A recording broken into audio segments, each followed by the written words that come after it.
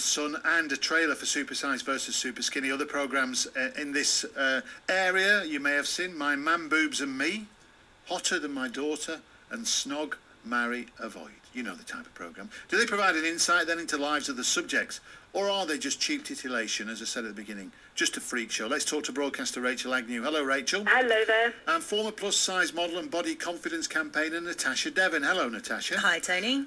Rachel, do you watch these?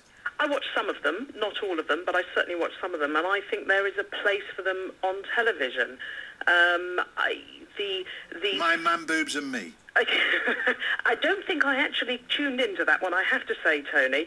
But I think as a general look at these kind of programming, I think there's two main things. One is the fact that the people offer themselves forward, accept that they want to put their story out there. They generally do it for the right reasons. The other thing is the people that watch them. There is clearly a demand. People don't make television programmes. It's a supply and demand thing unless they think there's an audience for them. What that audience gets out of them, sadly, you're always going to get people that maybe find it just voyeuristic to watch it. However, I feel that a lot of people will watch it and learn and be inspired and understand maybe that there are people out there that have the same problems as themselves, or that have a worse problem than themselves, and that might help them to get better. Natasha, is that right, do you think, or justification for watching other people perhaps in distress on some occasions?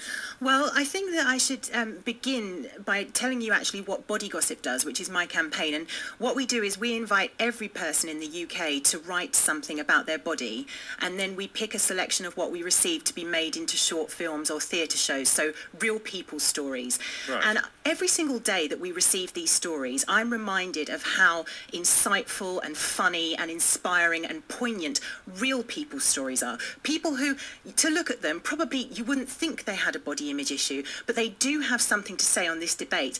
Body image is a very, very serious, far-reaching subject, and it affects the life of pretty much every person in the UK. But isn't it the case? I mean, I've watched a few of these programmes, not My Man Boobs and Me. Maybe if there's anyone listening who did watch it, could give us a short précis on the text. But I've watched some of these programmes, and actually, isn't it the case, Natasha, that the programmes themselves are quite responsible? It's the titles that are frivolous and therefore easy to judge. Well, let's take, for example, something that you've mentioned previously, Supersize versus Superskinny. Now, I've actually spoken to the chairman of BEAT, who is Susan Ringwood, and that's the UK's largest eating disorder support group.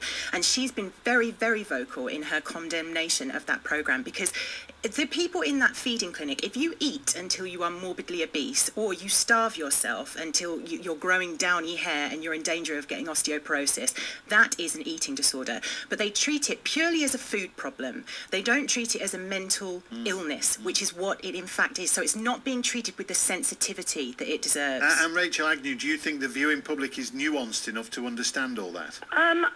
Well, you would hope so. And I have watched Supersize versus Superskinny, and I think they do talk about sort of their relationship with the food, or their other potential problems, or their insecurities, or their depression, or whatever.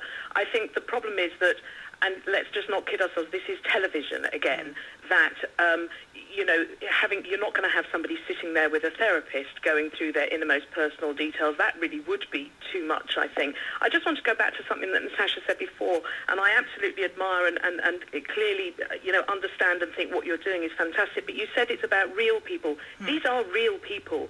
I think, we can't forget that the people that put themselves on these programs are real and have serious problems.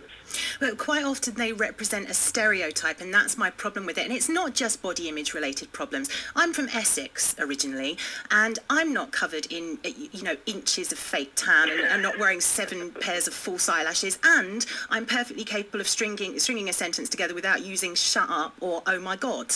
But however, that's perpetuating a stereotype that's what all people from my area of the country are like, and I can tell you categorically that is not true.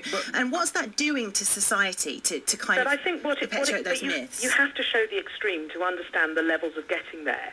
So I've always been. But you also have to show the extremes, Rachel, to get people to watch. They're not going to watch someone who's just got a slightly flabby tummy, are they? That's exactly what I was about to say, Tony. You know, I've always had a bit of a weight problem. I'm not obese, but I'm a big girl in the old-fashioned term. If someone said, "Come and watch Rachel Agnew trying to go on another diet," nobody's going to be interested because you're not going to learn anything. Sadly, we have to show the extremes to actually get a gist and to get the viewers who might then get some inspiration from it and potentially stop themselves getting to that level. But then I think that the beauty of body gossip is that there might be that girl on the tube, for example, who you think, oh, she's so perfect looking, she must be really up herself.